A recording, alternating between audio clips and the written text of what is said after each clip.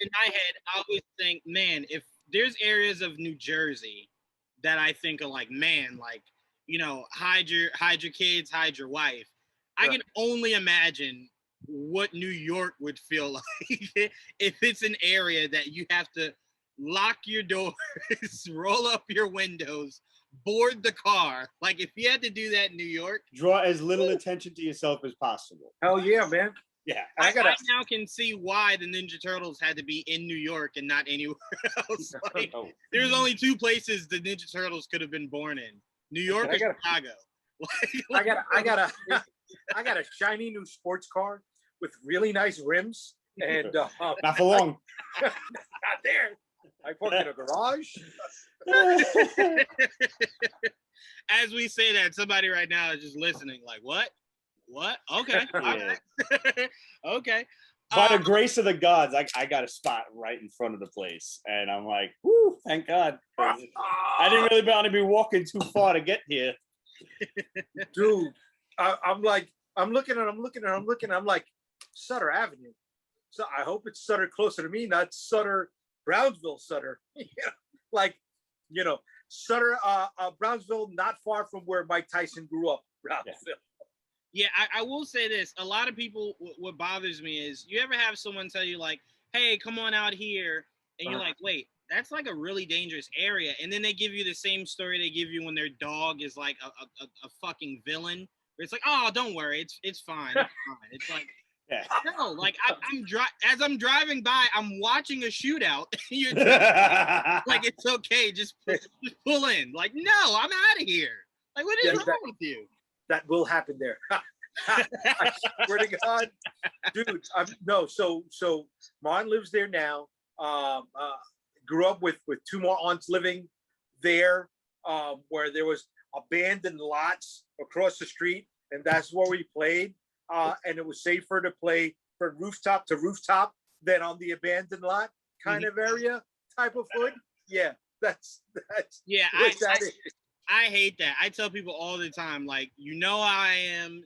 If your area is even remotely sketchy, I'm not going. I'm just not. Same way I tell people, if your dog is the type of dog that once I enter your house, you have to pull on his leash, I don't need to be over there. Clearly, the dog is a murderer. I don't need to be over there. Don't invite people to your house. I hate that, man. I hate that. To me, I've never met someone who said, oh, don't worry, he doesn't bite. And the dog actually doesn't bite. Like, almost every time I've seen that, the dog is, like, foaming at the mouth to murder you. And it's like, bro, put that thing in, like, no. Staying in solitary confinement. Don't just let that dog out. It's Cujo, baby. That's what it is. Cujo. I will fist fight a dog. You better put that thing away. Anyway, welcome everybody to an all-new episode of Figure It Out, the show where we incorporate our love for figures with the world of media. Today I don't know why I said that. No, I was trying to plug the headphones in, and I'm sitting there making I can't find the whole joke in my own head. Share, please. Oh man, I've been in that situation before. Listen, man, it happens. You know what I mean? Sometimes you find a big girl, you end up in the wrong fold. It happens. Look, hey. We both had a nice night.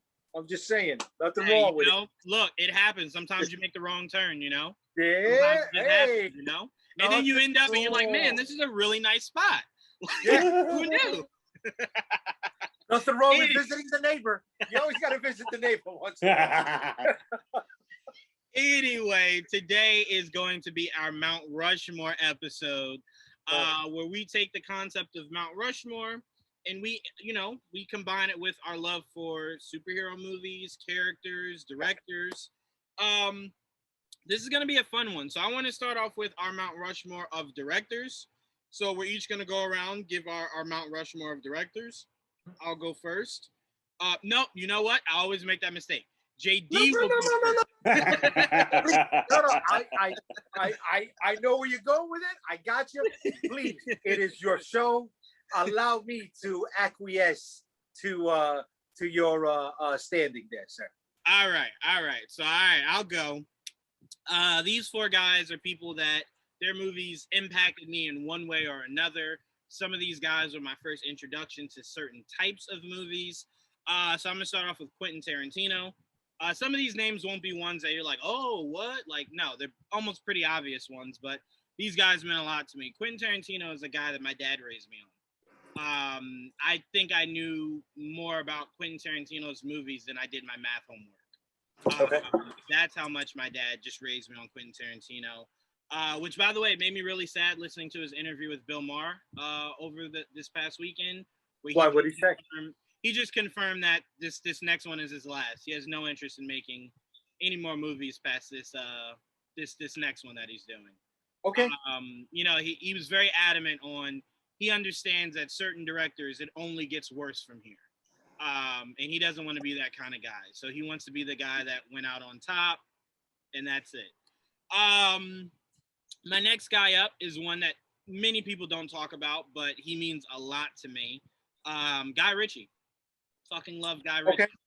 Guy Ritchie is one of those guys to me that, regardless of what people say about some of his movies, to me has not made a movie that I have disliked. I thought Aladdin was going to be the first one. I was like, shit, I got to come in and talk shit about, Guy Ritchie and Aladdin. And I saw it and I was just like, outside of its obvious cultural mishap with casting Jasmine, it felt just like the animated movie, obviously minus Robin Williams. But his newest movie that he just did with Jason Statham, Wrath of a Man, I really love that. I love that. That's it was good. Yeah, that's Jason Statham's wheelhouse. It wasn't great, but it was a nice popcorn flick. Yeah, I enjoyed it a lot. The somewhat twists and turns to it were pretty cool. I enjoyed it. And what I always love about Guy Ritchie is certain directors try to get out of what brought them there. And I like that each Guy Ritchie movie you see literally feels like a Guy Ritchie movie. Like, he doesn't ever try to do something that's not really Guy Ritchie's kind of expertise. They're all snatch and grab movies. You know what I mean? Yeah. He knows what he does. Yep. And I don't know about you guys, but for me, Snatch is in my top 5. Snatch is a great flick. Snatch is hot. I really like Rock and Roller. Yeah. Rock and Stock. But Snatch, and not for nothing, his King Arthur, it was a little underrated. It had moments. It wasn't great. It had moments. Thank you. But I mean, Snatch is my introduction to Tom Hardy, my introduction to Idris Elba. Yep. Whatchamacallit. And Butler was in there. No, excuse me. That was Rock and Roller. I apologize. Snatch. I was going to say, I'm looking at the guys to Snatch, and I'm like, I thought you said Rock and Roller. I'm sorry. Snatch was Brad Pitt, wasn't it? Brad Pitt, Jason Statham. Right. Yeah. Right. Wait. No, I think I'm thinking a different movie. Andre 3000 wasn't in that, was he? He was in Rock and Roller. No. He wasn't in Rock and Roller. It was another movie. I thought it was Snatch at Andre. No, he was Ludacris. Ludacris was in Rock and Roller. Yes, Ludacris. He was with Jeremy Piven in the studio. Which, by the way, Jeremy Piven doesn't get enough respect either. I love Jeremy Piven. Hey, he's hit or miss. Here's the thing. I love Jeremy Piven the same way.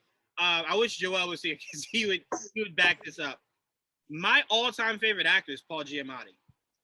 And what breaks my heart about Paul Giamatti is he took the Samuel L. Jackson route.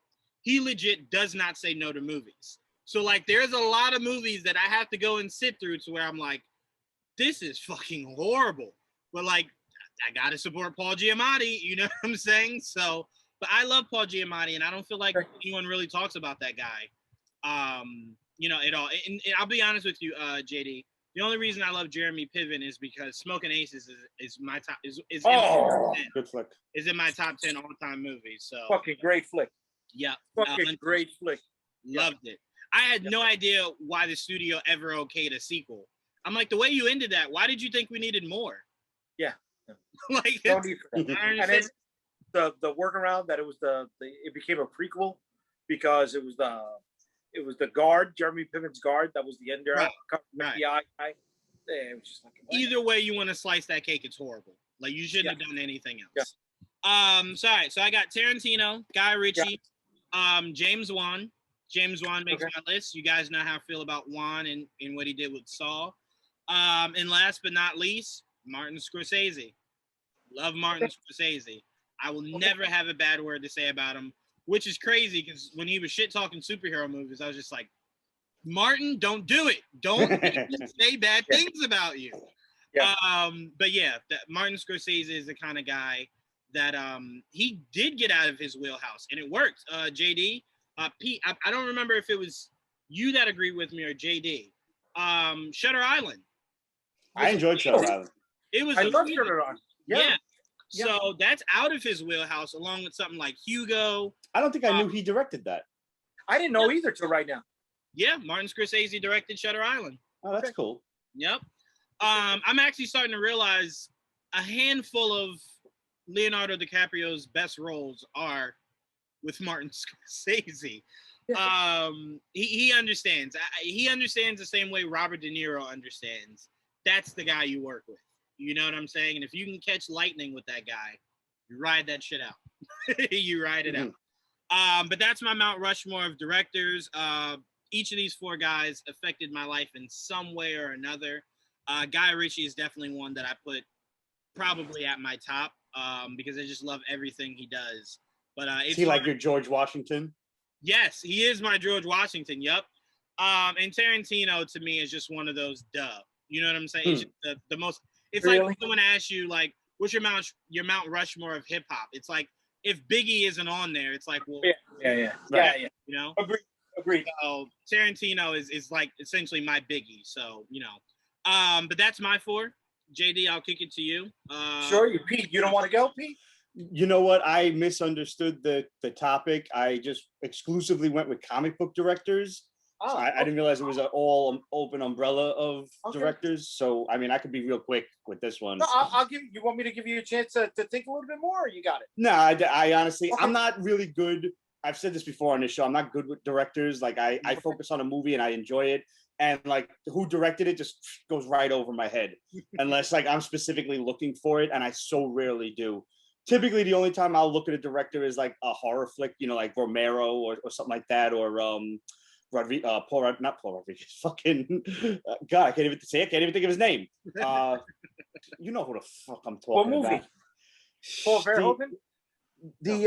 No, and he's a special effects guy, so never mind. So see what I mean? Like I'm not good with behind the scenes stuff. You know what it is, Pete?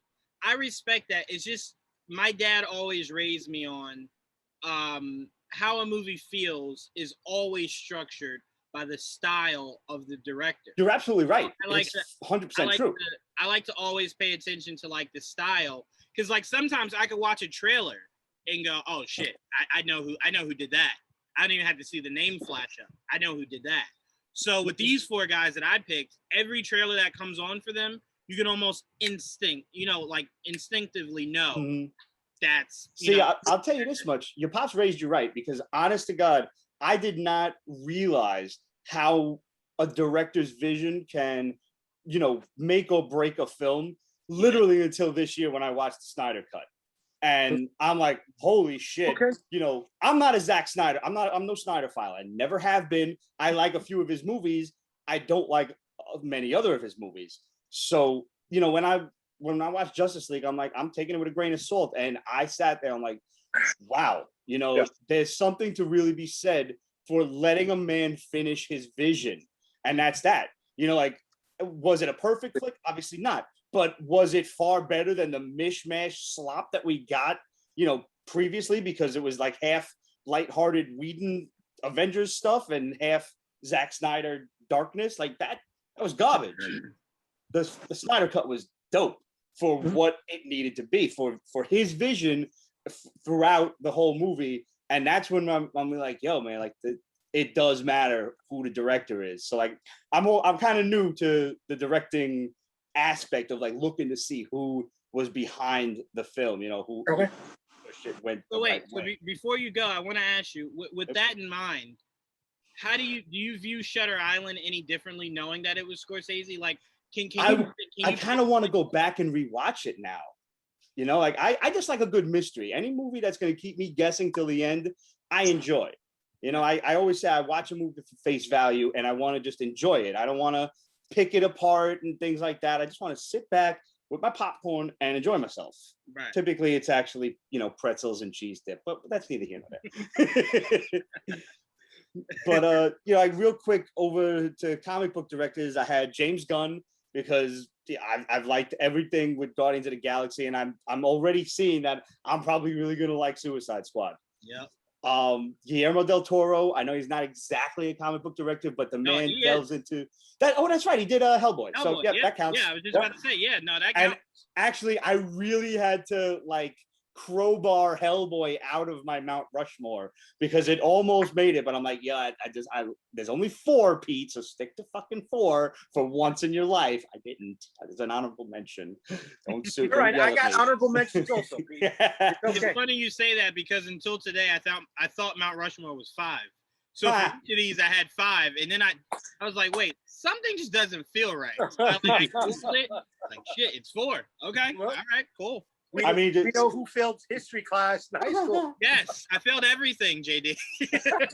I mean, this dude in Del Toro shit with the like, no, God, no. Yep.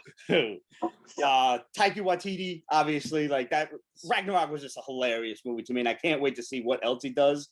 And gotta go with the man that started it, Jon Favreau. Like, the man, and what he's doing with Star Wars. Like, the man is obviously a nerd. Just let him do what he pleases.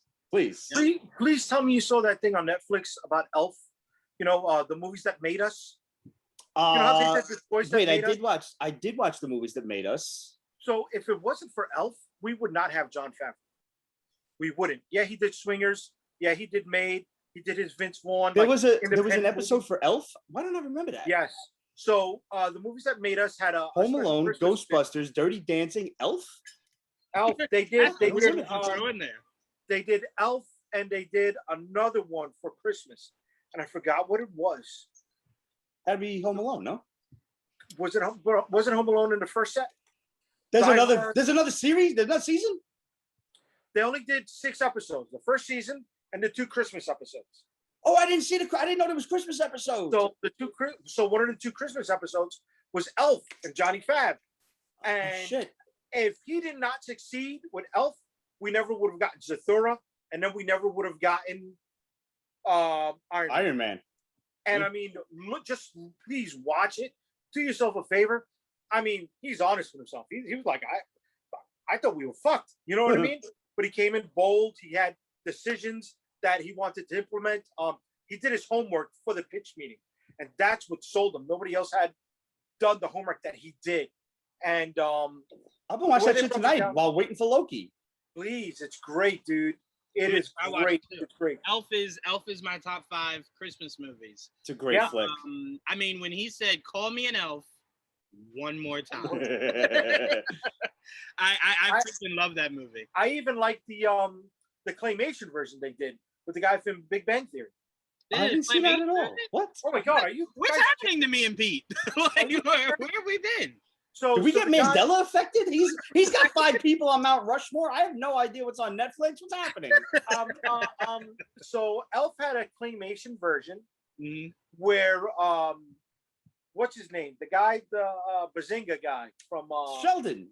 Yeah, Sheldon did the voice of the main character. Holy shit. Of Buddy. Yes. He honestly would have been a more realistic, hilarious Buddy. If he had that role from Will Ferrell. Like, Will Ferrell was amazing. I'm not saying we needed to. Will Ferrell has that hands down. But I think it would have been a different movie because he's so dry. That's what I'm saying. But it's more Elf-like because you wouldn't expected Elf to be as full of joy as Will Ferrell's character is. You always assume elves are more reserved because like Santa has all that. I don't know. I think that would have been an interesting take to have someone more dry trying to portray an elf, trying to spread joy, but it's so dry.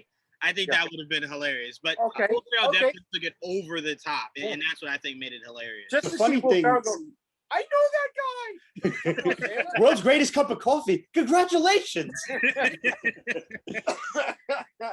I mean, I love that Mount Rushmore, Pete. Taika is, I really don't understand, and I think originally I felt the same for Thor Ragnarok, because it was such a drastic difference from the tone of the first 2 that I think it just really caught me off guard. Like, even in the MCU itself, nothing was that over the top with comedy. So it was more just like, is there anything in this I'm supposed to take seriously?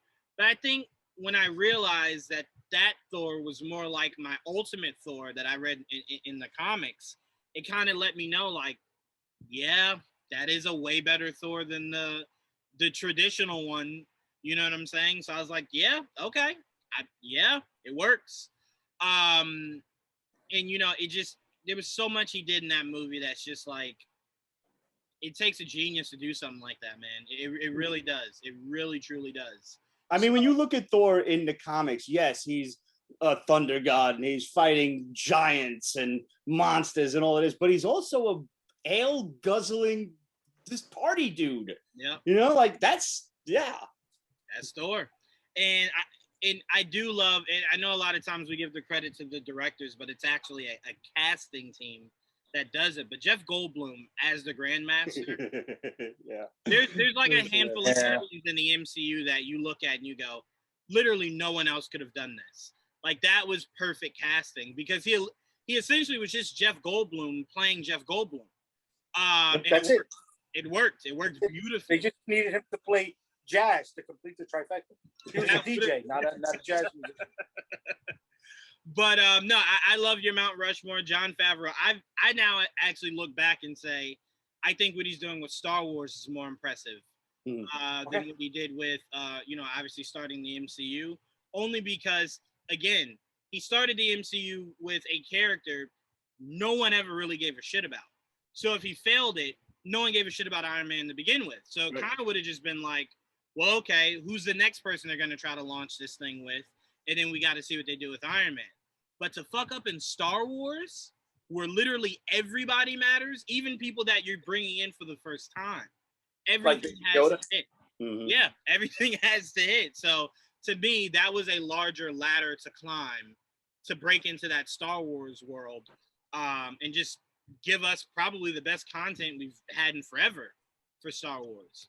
So I do have to give an honorable mention to Kevin Smith, because I know he doesn't direct comic book movies themselves, but they're all centered around comics. And, right up to from Clerks to Jay and Silent Bob Strike Back. I've loved every one of those movies. Some had their ups and downs. Dogma is probably my favorite because I love theology and like myth and stuff like that behind all of the Bible stuff.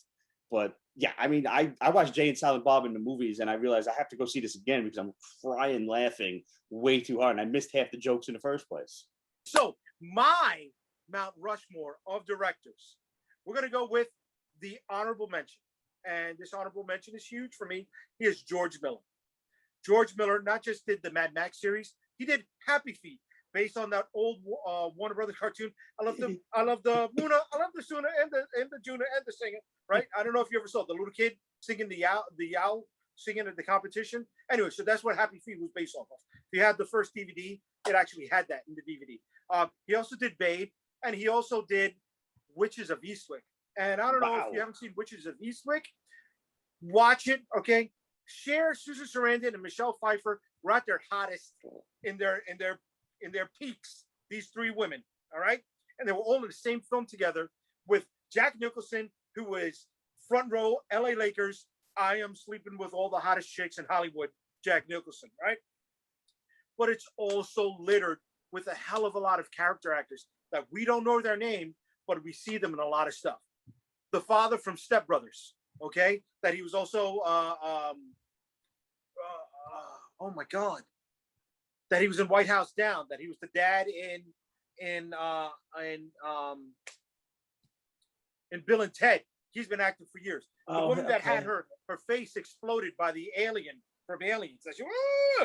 She was in it. The guy who played Lurch in the Addams Family. Richard Jenkins. Yes. Richard Jenkins. Okay. Richard Jenkins. Yes. Okay. Yes. So there was a lot of character actors. It's a hell of a fucking film. Witch of Eastwick, don't sleep on it, people. So yeah, honorable mention. And he is comic book adjacent because he was going to do the original Justice League until Christopher Nolan shut him down during the actor strike. Okay. Now my Mount Rushmore. We're gonna start off with Sam Raimi. 3 great franchises: Evil Dead, Darkman, Spider-Man. Comic book accurate with Spider-Man, comic book influenced with Darkman, and then I don't know. For me, where they may have done it before, but he was my key for comedy horror because Army of Darkness, I still quote lines to this day. You know, I've never seen a horror movie that I laughed at so much, which was Army of Darkness. All right, so that's one head. Another, I see I wrote this shit down so I wouldn't forget it, but I don't have to do it up. Okay, another Ridley Scott. Aliens, Blade Runner, 2 science fiction flicks that when I was a kid blew my goddamn fucking mind. All right, and then there's Gladiator. Yes, there's a hell of a lot of other movies in there, but for me, those 3 movies influenced the way I think, how I plan, how I set up story. All right, Ridley Scott is the man, and excuse me, honorable mention, his brother Tony Scott that had a lot of other flicks also. If you never saw The Last Boy Scout, please watch The Last Boy Scout. All right. So Touch Me Like That Again. Oh no, wait, was that one? That was Touch Me Like That Again. I'm gonna kill you. Yes, David Wayne's. Yes. Okay. Comic book director Richard Donner. Okay, the Superman flicks, Lethal Weapon.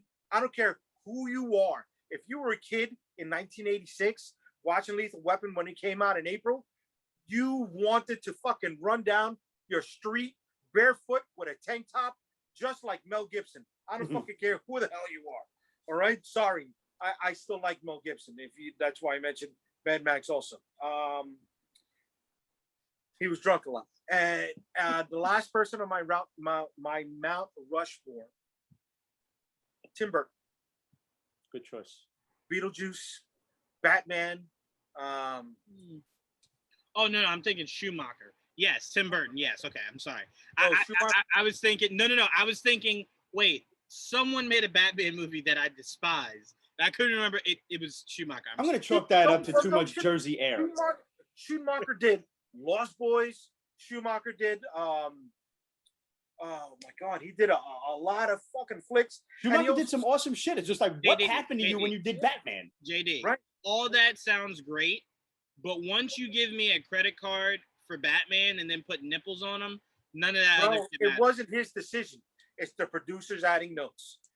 Kevin Smith's story. I was just about to say, Kevin Smith did make it known that is some producer shit, but I am going to say this.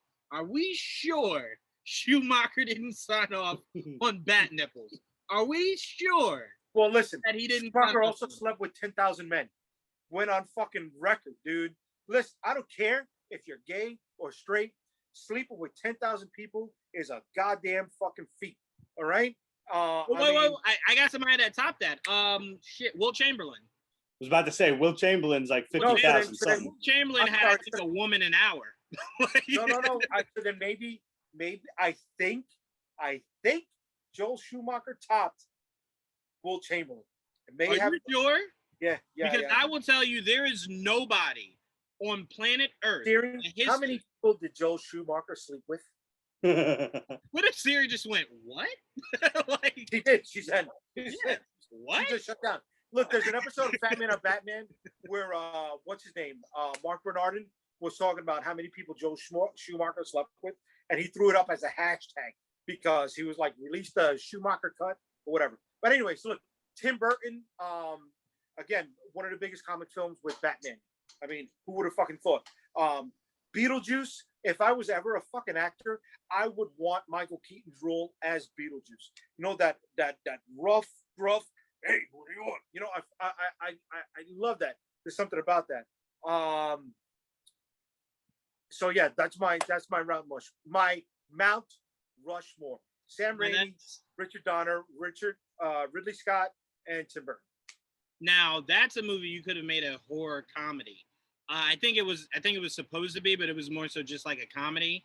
But Beetlejuice could have, and I'm not saying I want it redone, but it could have been shot to be a lot more scary with funnier elements. and that movie would have hit way harder than it actually. I'm not saying the movie was bad, but the way he approached it was like if Ronald McDonald was a psycho. You know what I'm saying? I got you. It's like it's the funny comical aspect, but I wanted to see it get darker. You know what I'm saying?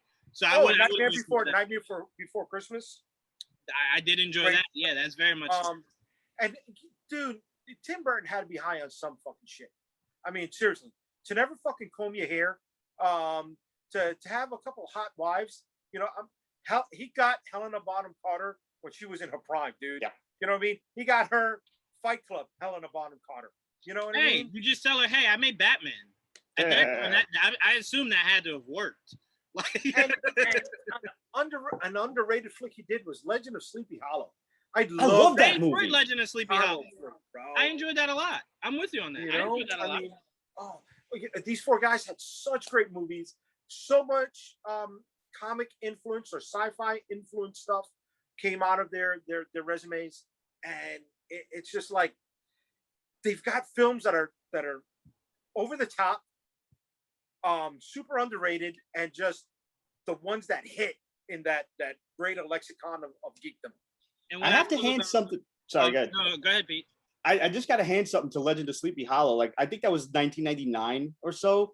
And, at least for me, for us older guys, the internet had not really become a major factor at that point. Like, I was still using AOL Messenger and shit. So spoilers were not as rampant as they were today. Right. That was a hell of a cameo. Nobody expected Christopher Walken's fucking head to show up on the Headless Horseman. Like, that was dope. Yeah, those were the days, Pete. I always say that's part of what I hate about being in this geek business is we just have access to too much. Mm-hmm. You know what I'm saying? Like, again, was it cool to see Abomination at the end of that Shang-Chi trailer? Of course. Would it have been even doper to see that in theaters where I would have had to go like this? Wait, no. What? You know? So to me, sometimes I do prefer to be surprised because that element is just robbed from us too much today. But they know you can figure it out anyways. So might as well give you a tease or a taste of something to say, oh, what else is there? Well, no, but here's my thing. We had no inclination that Abomination would be in this movie.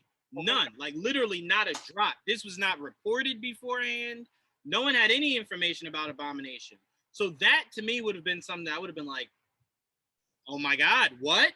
Like, how is this now going to connect to She-Hulk? You know, like, you know me, connecting dots or whatnot. So to me, I would have liked to have seen that in the moment because it just would have hit harder. You know what I'm saying? But now that I know it's coming, it's like, well, there's no surprise to it. So when I see it, it's more just like, yeah, I knew that was coming, you know? Can I give you a flip to that coin? A moment that we knew in the Han Solo movie was that Donald Glover was going to play Lando, right? We knew he was going to be doing that from the outset. But when we heard his voice, before we saw him pop up on screen and Donald capture that Billy D cadence and that velvetiness in his voice, right? That's a moment we knew that was coming. And we had that in the moment, like, holy shit, with just a few words, Donald had it, and it made that movie that much better. I'll give you a flip to that. Okay. The end of that movie, Darth Maul pops up. No one saw that coming. Okay. That was actually a good surprise. Yes. That almost made me shit my pants. I love Darth Maul. So I was just like, wait, what? And then Dave Filoni looped that in the last season of Clone Wars. We see that moment. We see how that formed, how that group formed. So that to me was just like, oh, I'm surprised. I didn't see that coming. No one spoiled it for me. So I think you can look at it on both ends. But to me, it's certain things that I'm like, I would like, you know how everyone was reporting Matt Murdock might be in Spider-Man? So now if he is, it'll just be more so we're excited because it's true, not because we're surprised. Right. I would have preferred to have been surprised that, they were using, if it's true, they were using the same Daredevil actor. So to me, it's sometimes like having too much information kind of makes it to where it's like, why am I seeing these fucking movies? That you done told me everything that's happening. But like you said, there are some things that still are pleasantly, like we know Guardians are in the new Thor, and I'm pretty sure when we see it, we're gonna be like, damn, this is really good. Mm-hmm. I knew it was gonna happen, but it's really good. As Guardians of the Galaxy. As Guardians of the Galaxy, absolutely right. My mistake. Let's move on to greatest comic book movies for our Mount Rushmore. I went Infinity War. I went Infinity War for all the reasons why people think Empire Strikes Back is one of the all-time greatest movies. If you view that in that vein, that's how I view Infinity War. It just had everything that Endgame didn't. Like, it legit, usually you get the first movie where it's all the story, all the, you know what I'm saying, all the vegetables, and then the meat and potatoes are in your sequel where you can just go action, balls to the wall. They did that shit in reverse. Like, they made Infinity War crazy, and then Endgame was like almost 2 hours of just fucking story. And it's like, whoa, no, I'm not here for that shit. Give me all the action, the good stuff. Which is why I always say, I tell people, if you have not seen it, you can skip right to when they start the time travel. From that moment to the end of the movie, A-okay. All that shit before, snooze fest. Joel always argues with me about it. No, it's important. It's fucking hogwash. I could care less about the first hour and 30. So Infinity War, I'm sorry, I know I'm going to get shit for this. I don't care. Punisher Warzone makes it on my list. Okay. I fucking loved that movie. And Stevenson did a really good job. Yes, he did. A really, really, really good job. 100% agree. Yep. I put his opening scene up there with Blade. With best opening scenes where the lights go out and he's slitting everybody's throat at the table. I fucking love that. The only thing I didn't like about that movie was how over the top they went with Jigsaw. There is, I'm sure, somewhere to meet in the middle. I have an idea. While everybody's big thing is appropriation of actors and roles and things like that. How about you just fucking cast a bunch of guys from Brooklyn to be a bunch of guys from Brooklyn instead of getting British guys to try and do my accent? Thank you very much. That would work. That definitely. That's the only thing I did not like about that movie. You're right. It was so over the top that it's like, that was like me after 17 whiskeys. That's how I sound. No, but to me, like you said, there's some way you can meet in the middle. Like, Jigsaw's look was over the top, and then Punisher season 2, it was just like, I don't think you guys understood. Where's the makeup? Yeah. Right. Like, I don't think you guys understood what Jigsaw's supposed to look like. Like, you literally look like you tried your best to keep how handsome he was intact. That's the problem, because that was probably his agent. I mean, look, Ben Barnes a good looking dude. I can tell you that right now. Right. But so guaranteed his agent was like, no, we can't have his face messed up. Like, look at him. Which is frustrating, because when you see him just grind his face on the glass and then you see the scars, you're like, that doesn't add up. I would have accepted, like, do a half face, like Two-Face. Half his shit is fucked up. Yeah. Or to me, like I said, I didn't need as over the top as Warzone was. But to me, that amount of glass, you can't tell me it's a line here, that's it. Right. Come on. Come on. Sorry, Joe. Go. When it came to Warzone, I just didn't like the guy that played Jigsaw's brother. That pedophile son of a bitch. Yeah, I give you that. I don't remember who that is. Yeah, he was the crazy guy that, they went into like the mental hospital to release. I don't remember. I think he bit what did he bite the dude's throat or his ear or something? He bit something. It was just another over the top performance. The character was a pedophile, or the actor himself? The actor. No. Oh, the actor was? Oh shit. Yeah. He married that. I thought you were talking about the character. Girl, dude. Wow, I didn't know that. I don't know who that is. I don't remember who that is. I didn't know that either. It's all right, good, because he's gone. Don't worry about it. I do want to say this though, in regards to Punisher Warzone and directors. a lot of people were griping over a female director. Oh, how's she gonna do an action movie and it's supposed to be violent and a woman can't do that? Yo, that was one of the most violent flicks ever. Fuck yeah. He slammed that dude's face on a nail coming out of the wall. The first 20 minutes of that movie, you just go, oh my God. Like, whoa. During the mafia, you know, that woman was sitting back like, challenge accepted. Yes. I mean, even when Newman in it too. Even when the dude was jumping off the roof and he just exploded him with the grenade launcher and his body just like that. I'm like, yeah, she how about this dude with the dreads that he threw onto the spike fence? Yes, and to break his head. He used his head as a step down. She definitely said, "Oh, I can't do violent." Okay, all right, all right. You just wait. So I got Infinity War, Punisher, Warzone, the first Iron Man I put on there. Because again, I award the first Iron Man movie the way I did the first Aquaman movie. To take a character that literally everyone on Earth could not care less about and making them as popular as they have, that's not easy. Like, again, I think the only way you could have sold Aquaman was getting someone of Momoa's stature that could look somebody in the eye and go, did you want to say a fish joke? Oh, no. Okay, that's what I thought. Like, you need somebody that could step to the plate of that. And what I loved about the first Iron Man movie was, first of all, the fact that most of it was improvised. I love that. And I also love the idea of, it's just the idea of Robert Downey Jr. just embodied what you read in the comic books. He embodied it to a T, from the goatee to the attitude. To the recovering alcoholism. I was just about to say, I even like how they bordered it, but they instead went palladium. It was like a palladium poisoning rather than alcohol. I love that, and I will forever say there is not a more iconic scene to me in comic book history than the openings, not opening, but the big scene at the beginning of Iron Man 2, where he's approaching the Capitol.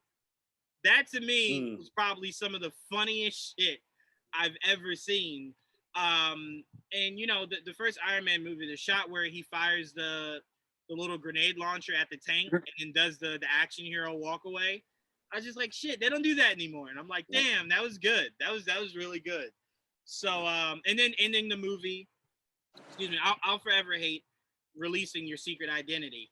But when you end the movie playing the Iron Man song, I was just like, all right, you got me. Okay, all right, I'm intrigued again. And it bears saying that was improv. Yeah. He was not supposed to say that. Yeah. That damn Robert Downey Jr. Most of the movie was improv. You know that, right? I didn't know that. I know most of the movie was. I just didn't know that part was. Jeff Bridges was so upset with Jon Favreau and Robert Downey Jr. because Jeff Bridges is a by-the-script guy. Very minimal improv. And Robert Downey Jr. and Jon Favreau were redoing scripts night before shooting, dude. They were improvising it themselves. And they're like, okay, this is what you do. I will say Jeff Bridges should have picked up on that, and maybe R.I.P.D. would have been better if maybe he didn't say the script. If maybe he tried to do some kind of improv. You mean Men in Black? Men in Black dead people? Yeah. Yes. You know what I think that was? I think someone said, hey, what if we were to do Men in Black, but all white? And someone's just like, funny. Okay. I'm liking what you're saying. And we see what it turned out to be. Yep. But anyway, my last movie that I'm putting on my Mount Rushmore is Logan. I don't need to explain it. We all know. I think we all cried for our different reasons watching that movie. It's just, I think it's one of those things that will forever be special to all true comic book fans, because I think that might be the most accurate portrayal or accurate comic book movie we've had to date, to where that's just can't get any better than that. I still wish, I would love to ask them why they didn't go the route of Logan being what was the demise of the mutants, why he decided to go Charles, because the thing that... I think that was a great idea.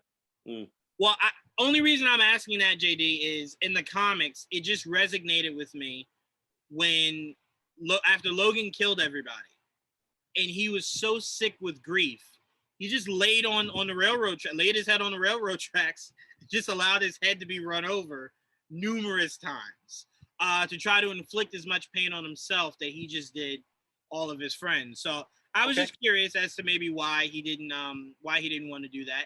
I didn't think the Professor X-Way was like bad or anything. I was just curious, but yeah. So Infinity War, Iron Man, Warzone, and Logan. That's my 4. But could you imagine like the mental anguish of actually having to care for the man who, I mean, you look at it, let's be honest, like as a father, and like this man did this horrible thing purely by accident, and like you still have to fucking take care of him, knowing this every day. Right. And then the pain of Professor X reliving that day for the first time, because he forgets that shit. Right, he's got Alzheimer's. I mean, there's that, you are protecting the world, but also saving somebody you loved as a father figure at the same time. Yeah. No, I mean, that makes perfect sense. But to me, I would have liked to have seen how he dealt with dealing with it's kind of like the survivor's remorse. You go to war, you're with your buddies, you're the only one that makes it home. I would have liked to have seen how Logan was able to go through life knowing that he's the reason. Well, we did. We saw it. We saw him because he dealt with the survivor's remorse of, I've taken out everybody who fucked up. And the one guy that I can't take out that fucked up is the only guy that fucking loved me enough like a son. It's true. Yeah. My only gripe with that movie, no Sabretooth. And I heard that there was supposed to be a scene with him. Yep, he was. I didn't know that. Okay. No, Lee Schreiber should have been back. Yeah, Lee Schreiber says he would have loved to have come back to kind of loop that off. And it just would have made more sense. You giving me a carbon copy of Wolverine versus, it's just like, this isn't Terminator. Like, I don't ever need to see that shit. Like, Terminator did it well enough that I don't need to see it replicated. So using Sabretooth would have hit even more, especially that scene. Even though I will say, when the fake Wolverine killed Charles, and then when Logan shows up and he goes, Charles, it wasn't me. I swear it wasn't me.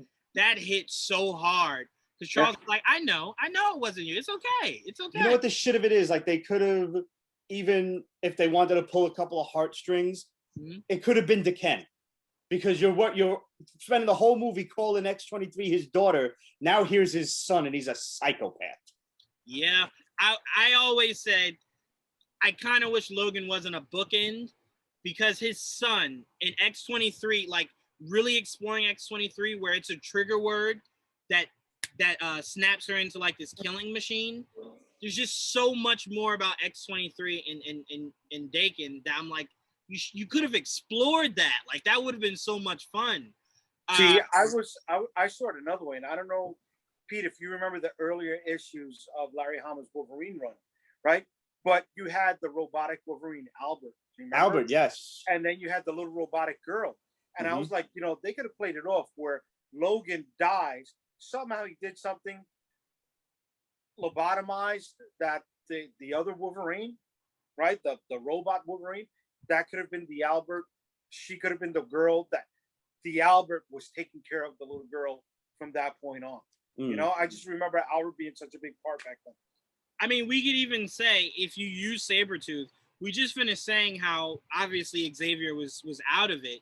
He could have been seeing Logan, but it wasn't really Logan. It was actually Sabretooth. And then you still could have had the same scene of, it wasn't me. Like, I don't know who did this, but it wasn't me. Because the way Sabretooth's claws are, you can say it protrudes somewhat like Wolverine's claws. So you could have still kind of used it, and it would have still hit the same. But yeah, I think Logan is one of those special movies for all of us. I don't think I know anybody that didn't cry watching that. Pete, I'll go to you next. What do you put on your Mount Rushmore? So this was very, very difficult for me to narrow shit down. I want to just give a couple of quick, no explanation shout outs to the ones who were left on the cutting room floor, that being Infinity War, Wonder Woman, and Captain America and the Winter Soldier. Okay. I love those movies. They are some of my favorites. I think they're fantastic portrayals of their characters, but I had to really, I tried my best to stick to the 4, and those 4 are Blade to start off with, because I fucking love that movie. Mhm. That opening scene is fantastic. Just the whole portrayal of the character. I love that line. Some motherfuckers are always trying to ice skate uphill. It just resonates with me. And I mean, it kind of started this whole thing that we've got going for us now. You know, If it wasn't for Blade, we wouldn't have X-Men. right. Then we wouldn't have had Spider-Man. And they took a D-level character. Yeah. Because Blade was nothing. Blade had a handful of appearances. That's it. Yeah. You know? I think the only thing including the Night Stalker's run. the only thing I knew of Blade was from Spider-Man the animated series. Okay, remember? That's right. Yeah, most people knew him from. That's right. And that look was based on his Night Stalker's run. So the jacket with the bandolier with the spikes, because he was somebody that just wore a parka, ski goggles, and fucking wooden spikes, bro. Yeah, he looked pretty ridiculous when he first came out. And I will say, what impressed me the most of that movie, Pete, is his comedic delivery was so well timed that it was never ever over the top to where it was like, all right, who needs this cheesy one-liner? Like, no, it was literally like, I'm a guy of very little words. When I do speak, it's impactful. Whether it's a joke, whether it's, you know, real talk, whatever it is, it hits. It always hits. And even in Blade Trinity, he was had that. Wesley Snipes, if you saw Major League, he had the comedic timing. If you saw White Man Can't Jump, I was just about to say White Man Can't Jump. You know, hell, he was hilarious in Demolition Man. Yes, he was hilarious in Demolition Man. Yeah, man. You know, even Drop Zone, his one-liners, they weren't as, you know, they weren't, massive Hollywood one-liners, but he had some good stuff in Drop Zone. You know, Passenger 57. Passenger 57. Great flick. Even, what is it, Murder at 1600? Yes. Yep. Dude, forgot about that one, actually. Was a fucking man, bro. Yep. In the 90s, Wesley Snipes was an A-list actor, bro. Yep, and the only thing that derailed him was taxes. Yeah. Yeah. Tough. It was more than that, but whatever. Moving along, you have to put it on Batman 89. I mean, I was, 8, 9 years. I'm sorry. I knew we were going to have a very similar list. But you're great stuff. Yeah, let's go. I was a kid. I watched it time and again and again and again. I had the VHS tape that started out with Daffy Duck and Bugs Bunny. You can't watch a Warner Brothers movie without a Warner Brothers ball cap. Well, Doc, maybe they ordered a Warner Brothers ball cap, so we'll have it for next time. I didn't know that. Yeah, man. That was good. That was good. Ask me something from physics class. It's gone, but that's in there. I'm with you on that. Shit, like, don't drive me, man. Don't kill me, man. Don't kill me. I'm Batman. Oh God, it's so freaking good. Of course, I you know what? I'll save it for the last one. The original Avengers for me will always be one of my top Marvel flicks. Okay. I watched it the very first midnight showing in the theater. It's one of the last times I remember genuinely being surprised in a movie when Thanos shows up at the end and the entire theater did a collective, oh shit, like, because we knew, like, everything about that movie hits on every level. I honestly don't know anybody that bitches about that movie the way they have with like later Marvel MCU iterations. And Avengers is just perfect gold for me. Of course, my George Washington, and I know Jay, you've definitely got this one on your list. 1978 Superman. When I was a kid, Superman was the be-all, end-all of heroes. Christopher Reeve embodies the character. I will, even when I was a kid, like if it come on regular TV, I would beg my parents to let me stay up late just to watch his first few like deeds that he would do. Like, god damn, those were some of the best scenes in superhero movie history. And I love it when he catches the helicopter and then he catches Lois Lane and he's like, don't worry, miss, I've got you. You've got me. Who's got you? I know. It's one of the greatest lines ever. Greatest fucking lines ever, man. In hell. Oh man. So, all right, I got pretty much the same list as Pete, with the exception of one. So I'm gonna give an honorable mention because I do think it deserves it. Endgame. I'm sorry. you said that first hour, that it didn't matter to me. You know, it could have been a 4-hour fucking Zack Snyder flick, and it would have rang the same. But I'm 45, and that Avengers Assemble shout sealed the whole movie for me. I think it's one of the best moments, easily top 3 moments in all of comic book movie history. Dude, and I come from a time where we didn't get this shit. I had Reb Brown as Captain America. You know what I mean? I had a Spider-Man whose fucking web was the rope you used to tie up the goddamn curtain in mom's living room. You know what I mean, dude? Richard Hammond, man, yes. Come on, bro. You know, he sang Do Re Mi Fa Sol La Ti Do with Julie Andrews. You know, he was one of the kids, right? I did not know that, actually. Yeah, he was one of the kids from Sound of Music. So that dude, that first Spider-Man, that was hard to watch, yet I still watched it. You know, the Bill Bixby Hulk, that was drama. So that was beautiful stuff. So good. So I gotta throw one more. My actual honorable mention went to The Incredible Hulk Returns, because Thor and The Incredible Hulk made for TV movie. Yeah. That was one of the greatest things I ever saw in my life. I was a little kid. I was like, this is amazing. Juwaan is like, I never saw it. You have no idea what that is. No. I did see that. I did see that. When he throws the hammer at him, this will send you back to hell, you ugly troll. Oh God. We took that, you know, dude, you had the Spider-Man animated series. I had Spider-Man and His Amazing Friends. I had shittier Spider-Man. Whoa, time out. Don't shit on Spider-Man and his friend. That shit was amazing. Oh, what? I'm not shitting on that. Oh, okay.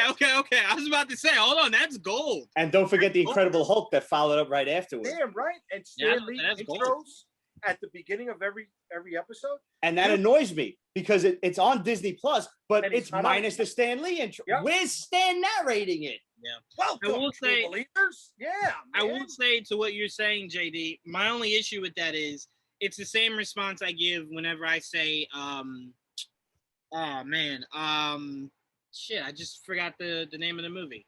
Al Pacino movie. The Say Hello to My Little Friend. Scarface. Oh, I hate Scarface. I'm with you. But I say the same thing for Scarface that I say for Endgame. Every time people talk about Endgame, it's only ever that, which you just said. So that's why it's same with Scarface. It's only ever the ending. Forever. I get it. I'm just saying, if Jaydee, if that movie was 30 minutes, just when Hulk snapped to the end of that movie, you would have been fine. That's only my point. You had to complete the narrative. Yeah.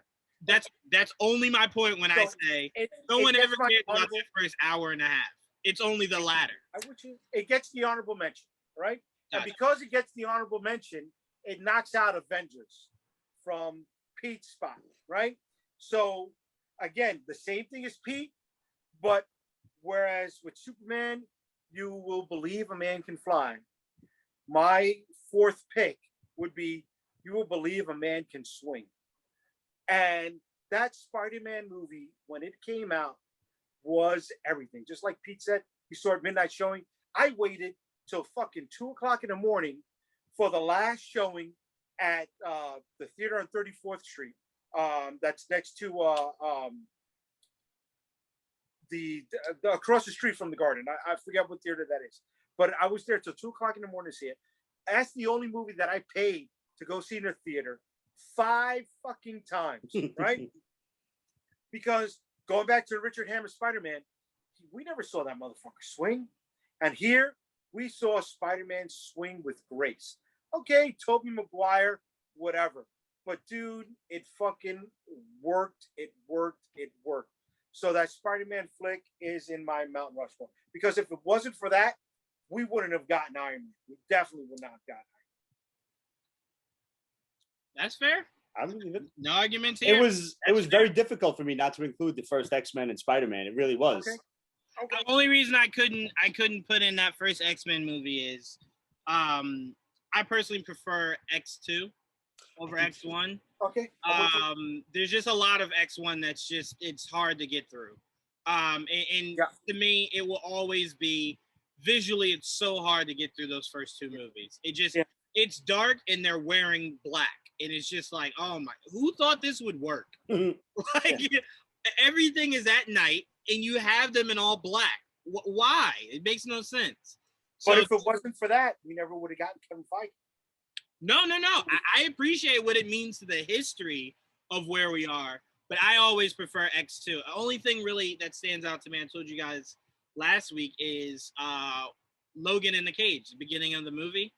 Yeah. That whole setup, that to me was just amazing. But X2, where you really dive into what made Wolverine, and you give me a version of Lady Deathstrike. It's not really Lady Deathstrike.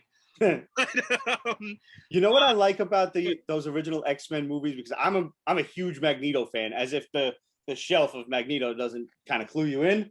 Like Fassbender's a fantastic Magneto for like an our age kind of character, but Ian McKellen, like every time he used his power, it didn't even look like he was trying. He was just like, no, I'm gonna kill you. Yep. Like he's lifting Wolverine up. Does that fantastic metal go through your whole body? And he's just like, oh shit. I mean, I'll even say I hate the movie, but I even loved it where he's watching Jean kill Charles, and you're seeing how much it affects him. Yeah. And then like after Charles explodes, you kind of just see him like, oh my god. Like it's one of those things where it's like the Joker's always trying to kill Batman. But I don't know if Joker ever would know what to do with himself if he ever slipped and killed Batman one day. It's like, oh shit, what do I do? Like my whole meaning of life is revolved around this guy. So it was kind of Magneto realizing like, what comes next if Charles is gone? Like dude, how about the way McKellen just mentioned his name, Shaw? You know, it had the perfect combination of contempt and love for the person that you hate. You know, it's Cruella de Vil saying, "Anita, darling." You know what I mean? It's just it just resonates with just, oh my god, evilness. Oh. It kind of just shakes through your body when you hear. Yep. Hello, Charles. It's like, oh God, what? Like, stop. Or Patrick Stewart saying Logan. You know what I mean? It just has this air about it. This ring. It's so good. Logan. And the fact that the two are like really friends in real life, that's just so awesome. I love it. I mean, they built something really special with the actors that they brought together. I will never sleep on how good the actors themselves were. We may not have liked the movies, but they had a solid cast. That was not a bad cast at all, top to bottom. I enjoyed that cast. Sabretooth, not really. But fuck all those homophobes, because you know they still watch X-Men and fucking Lord of the Rings, and they were upset when Gandalf died, and they were rooting for fucking Magneto the whole goddamn time. Hell yes. Yeah.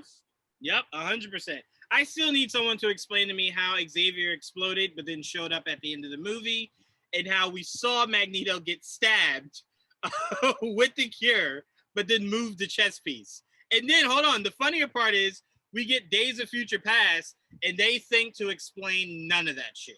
They explain none of it. It's just how like, they knew better. Don't even try. Yep.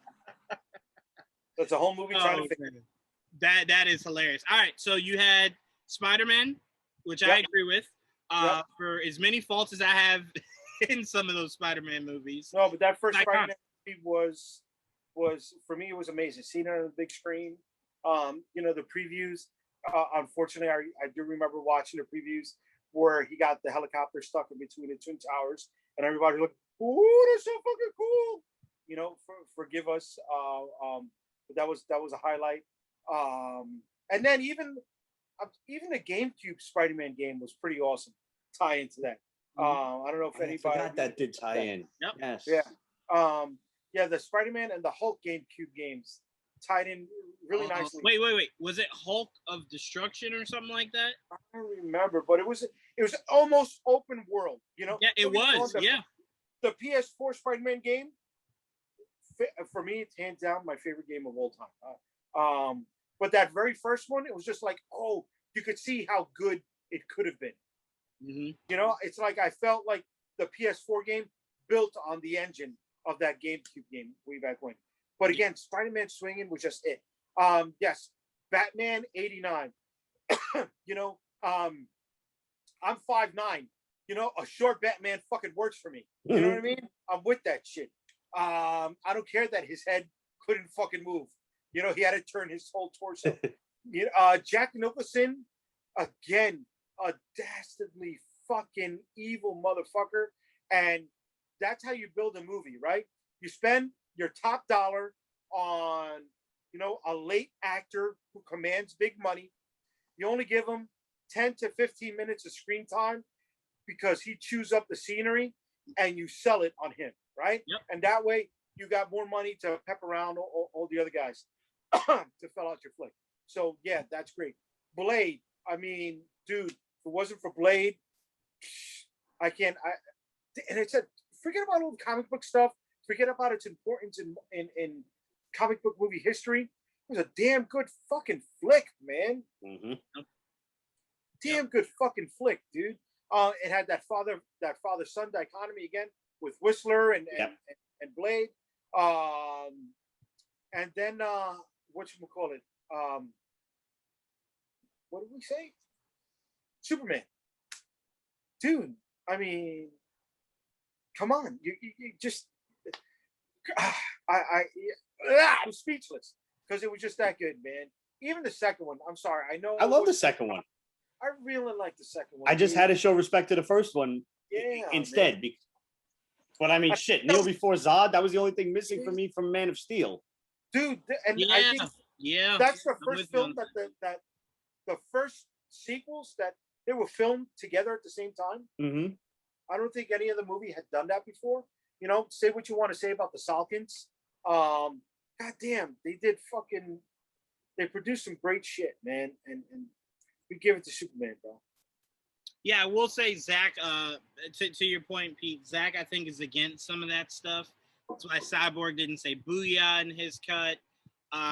It's why, like, look, I get everyone's yelling about Josh Whedon's cut, but I will say the patriotism, the optimism, the happiness, he embodied that with his Superman. It's just he fucked up everything else. But I did enjoy his take on Superman. I don't really need a brooding Superman. You know what I'm saying? I do like the happier Super. I agree with you. To differ from Batman. I would have just liked to see it should have been one or the other. That mishmash was what went wrong. Right. If it was all of Joss Whedon, it probably would have been a really dope flick. As well as if it was all we saw all of Snyder. So hey, let's see the Whedon cut. Let's let him do the whole fucking thing. That's all I try to say to these hardcore Snyder fans. I first of all, I try to explain to them that they're Snyder fans, not DC fans. Mm-hmm. Because to me, you can't be both. You can't look at what he built and go, yeah, that's what I like. That's what I read as a kid. It's not. But my biggest issue with Zach is you have to have the difference of the characters. But if everybody's dark and brooding, what am I doing here? It's all the same character. So to me, Superman has to be the optimism. Batman has to be the darkness. Barry has to be the light. You know, I still to this day don't know why the fuck Cyborg is there.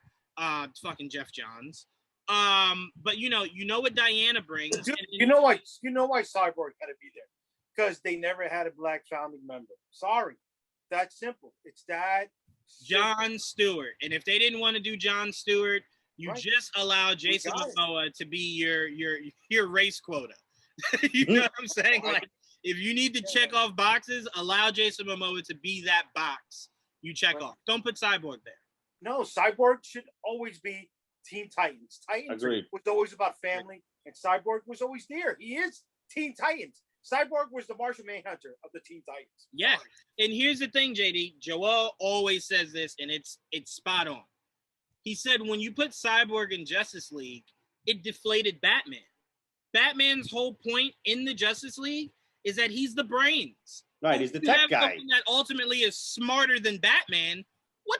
You're fighting aliens. What is Batman supposed to do now? Right. Like, what is he supposed to do? I'm glad you said that, right? Superman's thing, it's his hope. It's not his hope. It's his heart. That's Superman's greatest strength, bro. Right. You know what I mean? And where have they done that? You know, where have they captured that?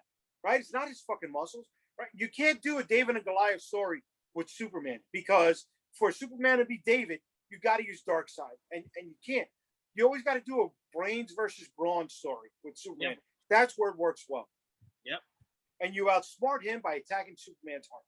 Right? That's also his biggest weakness. You know, that's also why he hasn't killed the whole world.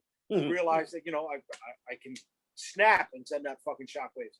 Because he's got a fucking heart, man. Right. Last thing I'll say before we quickly go through our last two topics. I always find it interesting that whenever someone does their superhero Mount Rushmore, 89 always makes the list. I get why it does. Let me not come off like, oh, I think it's horrible. I just always preferred Returns over 89. And I kind of feel like no one ever has Returns on their Mount Rushmore. And it's always curious to me. Like, I get it if Joker stood out to you more than Penguin. I get it.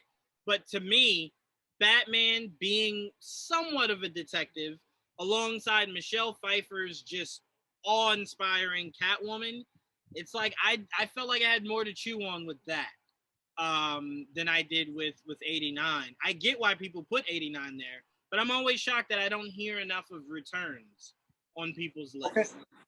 So just wanted to throw that out there. I don't hear that enough. And I'm like, Returns was a damn good movie. You know, going to Returns, I didn't realize that Penguin's parents were Pee-wee and Pee-wee's love interest for the first Pee-wee's Big Adventure. I didn't realize the mother was. I knew it was Pee Wee Herman. Oh shit. Yeah. That's funny. That's funny. But no, I really did appreciate Returns because it broadened everybody who always says Batman never killed. He didn't kill in Keaton's movies. It's like, you haven't seen Batman Returns. If you saw Batman Returns, you would understand Batman for sure killed people. He just randomly set a guy on fire. A guy he could have gotten out of the Batmobile to fight and apprehend. He just said, fuck it. I'm going to take the hottest form of fire and just blaze you with it. Come on, guys. Come on. All right, let's get to our last two topics. Wait, say it again, Pete. I don't think that ever registered to me. I have to go back and watch that. Yeah, set the dude on fire. And everyone always just goes, well, you don't know that he died. Well, I will tell you, the flame that powers that Batmobile, strong enough that he should have. Oh, with the turbine. Yes. Yeah, Yes. he uses turbine. And everyone always goes, but Ben drove through a car. It's like, yeah, that's still murder. Like, it's not different because he used fire. And I want to tie in another piece of a tidbit nobody asked for. Louis Tan, you know, Mortal Kombat Louis Tan. Mm-hmm. His father was one of the stuntmen of the clowns in Batman. Really? Oh, Yeah. really? I think I know who it was. It was the one clown that was doing the obscene flips and like kind of martial arts, and then he just like punches him in the face. Yes, sir. Yeah, Sure. yeah, that probably was exactly who his dad was, because it was just so random. All the clowns were just like, "Hey, put him up," and then this one guy's doing flips and tricks, and he's just like, "All right, next one." I have to say this though, just as a little addendum. If all of those fantastic comic book movies are our Mount Rushmores, Mystery Men is the little Mount Rushmore in the souvenir shop. Yeah. Oh, Yeah. okay. That is I love Mystery Men. That is in my souvenir shop. 100%. And you know what? Meteor Man is in that shit. Meteor Man, yes. Oh, I Meteor met Man Robert is in that Townsend. too. He was at a Comic-Con once. I had that as a VHS when I was growing up, and Wait, you met Robert Townsend? Yeah, he was at one of those St. Paul the Apostle conventions yeah? up over on 9th Avenue one time. That is awesome, man. I have to pull that autograph out and I'll take a picture for you guys. Okay, Definitely send that off, because I definitely want a sequel, a modern day sequel to that. Yes. Shit. Can never get enough of Meteor Man. These kids don't know enough about good heroes. They don't. Meteor Man was a good hero, good clean hero. All right, let's get through these last two topics. Greatest DC characters, Mount Rushmore for that. I'll go through quickly. Batman, of course, you guys know. Slade Wilson, Dick Grayson, Blue Beetle. Jaime, Blue Beetle. Not that I just put a costume on. I need my Jaime Blue Beetle. You shake your head, Jaydee, But the more we get of Jaime, the less we'll need a cyborg. The more likely he can go back to Titans. See, but I like Cyborg. Don't think there's Cyborg hate. I like Cyborg. I don't. Really do. I Cyborg, don't. dude, because I came up during Kenner's Superpowers. Cyborg was there. I never owned a Cyborg, but he was in the cartoons all the time. So I loved Cyborg. I mean, I grew up with Cyborg with the Teen Titans show. But it's just the idea of like, he was really cool, but then I saw Jaime and I'm like, he's just cooler. He's just cooler. And we don't have many Hispanic characters. So okay, I'm down with that. I'm behind Jaime. Like I was a huge fan watching him in so you're telling me you didn't like Vibe, the breakdancing car thief? You know what's crazy? And Pete can speak to this. I do like what they did with Vibe in the actual Flash show. He's drafted different than you remember him to be. That hurt me, dude. I was like, he had to be a car thief and a breakdancer? He was the bad guy from Electric Boogaloo. You know what? That's who he fucking was. You know what? We talked about this before, Jaydee, so I won't get too deep in it. Okay. But how you felt about that is how I always feel watching Power Rangers and watching how everybody else just was normally martial arts, boom, took the putty down. Meanwhile, Zach is break dancing, pop locking, splitting, and it's just like, Zach, just fight him. What do you do? Like, what? Why? Why do you have to dance before you fight people? Because he was the kid from the MC Hammer videos. I hated that so much, bro. I despise that. It physically makes me sick today. I can't watch it. It makes me sick. Is it true that he was one of the backup dancers for MC Hammer? No, he was. Yeah, he was as a kid. Yeah. Yeah. But still, stupid as shit. And it comes off a bit racist. But we won't get into any of that. The Black Ranger, the Yellow Ranger? Yeah, I mean, come on. Really? Come on. Not for nothing, the Pink Ranger for the girls, a little on the nose as well. Just saying. But here's the crazier part. I'm just, because remember, this was originally a Japanese show. So, like, clearly to them, I don't think race really mattered. It was just whatever, right? So then you bring it to America. I want to see the guy that sat in that room and said, hey, all right, so we got our lead, white male. We got our Pink Ranger, white female. And it's like, ooh, we gotta mix it up. What about the Blue Ranger? White male also. Black? Let's just stay black. Just black on black. I think that'll work. No one ever looked at that. And then you know what the craziest part is?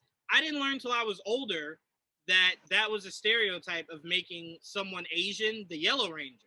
Like, I understood Black Ranger. I'm like, oh, okay. And then when I found out later, I was just like, oh, shit. Yeah. How dare you? like, how dare you? The one thing they missed out on in the group of five, that almost every group of five has a name like Lance, Vance, Chance. You know, you always got one of those names in the group. I do wonder, though, because you think about Asian Yellow Ranger, Black is the Black Ranger. I do wonder if there was one idiot that was just like, all right, we have to cast a Red Ranger. I know this Native American guy. Whoa, no, sir.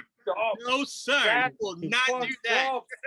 Somebody's like, that's racist. right? And then I love the Black Ranger. Time out, because in my mind, Pete, that's what I'm thinking. That's what I'm thinking. I'm thinking he's like, whoa. We will not do that. It's like, you know what? But we'll do Black as the Black Ranger? Yeah. Now here's what's fucked up, right? We're gonna go stereotypes. We're hitting you right in the fucking face.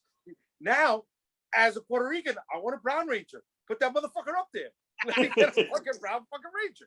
You know what I'm saying? You know, I'm just wait, Jaydee. You said that, and I'm now visualizing a Brown Ranger, and how that would have threw off everything. I'm looking at green, red, brown, black, yellow, and pink. It's like, whoa, no, one of these things has to go. It just has to go. Oh man, that's too funny. But anyway, I want it. You know, shit. And then the other thing is, they also broke the rule of five, because you got the 5 L's, right? Mm-hmm. You got the leader, you got the loose cannon, you got the lady, you got the little kid, and you got the lunkhead. You didn't have that here. That's true. Yeah. Right? The lunkhead had that in the next one, in Turbo. They had a little kid as the Blue Ranger. Okay. I think they had maybe one lady there. Yeah, I think they actually went into that, and then they were just like, all right, we didn't have anybody Hispanic, and they're like, all right, we should add somebody here. The Green Ranger. At the last second. Hispanic. The last second. Yeah, why not? Why not? They're just like, why not? There's Why not? Throw us in there at the last minute. I do love how they tried to get more aware of that as they went through the years, but man, dancing black Power Ranger. Man. On a positive note, your Bad Batch. Ooh, got to throw that in there. The Bad Batch fulfills the 5 L's. Yes, it does. You got your leader. You got your loose cannon, who's the bad guy. You got your lunkhead, who's the strong guy that always eats. Yep. You got the little kid, right? And then you got the little kid is also the lady. It's also the lady, right? Right. It's so you can swap out the tech person as with the lady spot. Right. All right. So Jaydee, no. That I love that. That was a great conversation. I know I'm gonna get canceled for it, but it was a great conversation. You're not gonna get canceled. We were exposing their hidden truths. That is true. We were. I do love how Turtles just kept it. Let's just put bandanas around. Let's not try to make anything confusing. But Jaydee, what's your Mount Rushmore of DC characters? Nightwing, 100%. He's in there. Firestorm for me going into the superpowers area. You know, Firestorm is there. Superman is 100% in there. And hey, what's up, buddy? Does he hear us? Doesn't hear us. Yeah, he hears us. Yeah?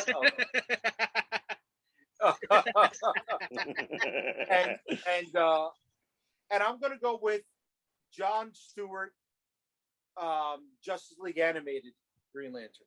Okay. So whoa. It was Nightwing, Firestorm, John Stewart. Who was your fourth? Well, if it's Firestorm, I said Superman. And Superman. Right? Technically, Firestorm would be 2. You're right, Joel. So we added a half a head on the Mount Rushmore. And I'm sorry, I'm going original Ronnie Raymond Firestorm, not Jason Rush. Okay. That's your favorite, Ronnie? Okay. No, I mean, look, you had that Firestorm that worked for then, and then you had to, of course, modernize it a little bit, and that's how we got the one that we have now. Jason, then we got Jackson, and now we have nobody because I haven't seen Firestorm in years. Nope. Yeah, it's a blank spot now. It's going to be a lady next time. Why not? It probably should be, right? Pete, who's on your DC Mount Rushmore? Okay, so I fucked up again, and I did heroes and villains. Sorry. It's okay. What you got? Quickly, I gotta respect the Trinity: Superman, Batman, and Wonder Woman, and not just because like they belong there, but they are in fact my favorites. Like Jay said, it's Superman. You can't not like Superman, and when he's written correctly and well, that's a great comic book story. Same with Batman. For as hokey as maybe the movies or even some of the cartoons lately have gotten, Batman, when written correctly, is awesome. And yes, sir. I especially like Wonder Woman because she is a take no shit girl. Mm-hmm. I always harken back to the DC's New 52 when they talk about like the new Tower of Babel story, and Batman is literally showing Superman all of everybody's weaknesses, and look, I can fuck this guy up and this guy and this guy. And then he gets to Wonder Woman and he opens up her box. No pun intended, Jay. I see you. He opens up hers and it's empty. There's nothing in there. And Superman's like, well, where's her weakness? And he's like, she doesn't have one, Clark. This is why you two can't date. If she goes off the rails, you're the only one who can beat her. Yep. And I, to Wonder Woman's credit, I love that line. And I'm going to paraphrase when she tells the two of them, like, do you ever wonder why I don't have a rogues gallery? Because I don't fucking lock them up. I just kill them. Like, if they fuck up, they're getting dead. Done.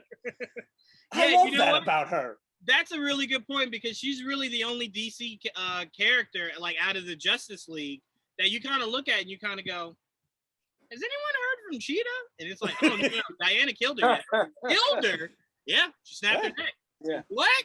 Like, Batman, all Batman's villains are in Arkham. All Superman's villains are in jail. It's like, no, Wonder Woman doesn't play. She doesn't take no shit. Carrying around a damn sword. That's why Toyman knows who to fuck with. Because if you fuck with Wonder Woman. Exactly. Precisely. But Pete, to your point, it's why, Joel, correct me if I'm wrong, it's why I think Patty Jenkins said she removed the sword and shield because it's something you shouldn't just use to fight an everyday common criminal. Like that's what the lasso's for. Yeah. So it's like I respectfully disagree. I think if you came at a criminal with a sword and shield, that criminal is definitely going to be discouraged from doing that again. But here's the problem, Pete. Here's the problem. It's overkill. If I'm a regular human, she can block the bullets with her wristlets, right. and then she literally could use her hands and strangle me to death. So the fact that you decided to use a shield and a sword to do that, it's just like, really? You couldn't even give me the respect to just do it with your bare hands? Like, I mean, she looks good with the sword and shield, or just the sword. But yeah, the reason they took it away is because for her, they felt like it was overkill. Especially fighting regular people, she don't need fucking. No, not at all. Even when a kick could probably explode my heart inside my chest. So it's like, what? And then the fact they gave her her powers. She got more powers in the new movie. She can fly. Like, she can turn shit invisible. I'm like, all right. Well, got that. Time out. You know what it is? You know what it is, Joel? Jaydee and Pete were saying how the older Superman movies were some of the ones that made it on their Mount Rushmore. Clearly, Patty Jenkins was watching the movie where Superman could fly around the fucking world to reverse it. It was just like, all right, so you're just gonna give her any power? Like, he had some type of finger ray too. It was really weird, and his shield would come off and wrap you. Weird shit. Don't forget super makeout amnesia powers. Oh, word, yeah. Hello. What about the cellophane Superman shield? He said like it just wraps you up. Oh, that's what you said. Yes. That's why, Pete. That's why Superman. It's always hard for Superman to make my list. Like it's always hard for Goku to make my list. Is because they just, as the comics go, it just seems that they make them even more powerful. Mm-hmm. It's like, you already can't kill him with anything humans can create. Why did you make him stronger? Like, who are you making him stronger for? You know what I'm saying? That's why post-crisis Superman is so OP. It's like, why bother? Yeah. I mean, it's essentially like whenever someone's like, oh, Juwaan, did you ever read any Sentry books? No need. I read Superman. Yeah. Right. I have no need. I get the gist. I understand. You clearly have a hero you never want to die. I get it. I understand. Yeah. All right. 1,000 sons, because one son wasn't enough. Right. Exactly. So Pete, you got the whole rounding out my list is Martian Manhunter. Oh, I love Martian Manhunter, yo. Like I do not feel that he gets enough play. I want everybody got a damn DC animated cartoon. Give Martian Manhunter a straight up detective comic, like a cartoon. Come on. Yeah. I agree with you. Unfortunately, when we were speaking to James Tucker, who's like the head of the animated division, there are two characters that it just seems like they just don't really have that large of an interest in today, and it seems like that's Green Lantern, that's Martian Manhunter. Like it seems. But no, I just mean with the animated world. Hopefully, it is changed, like you're saying, Joel. But when you go through DC's animated movies, Green Lantern has two. I technically only count one. And Martian Manhunter has none. He's got to That's my grandmother. He barely has his own series. That's why. I know. Yeah. Very interesting character. His name is Martian Manhunter. Doesn't roll off the tongue. I mean, I like him. I like him too. One of the most visually striking characters. I agree. In the universe, but I don't know. I understand it. I'm like, if you could say Martian Manhunter, no one really mainstream doesn't really call Green Lantern Hal. They call him Green Lantern. So I'm like, if Green Lantern's easy to say, what's so difficult about Martian Manhunter?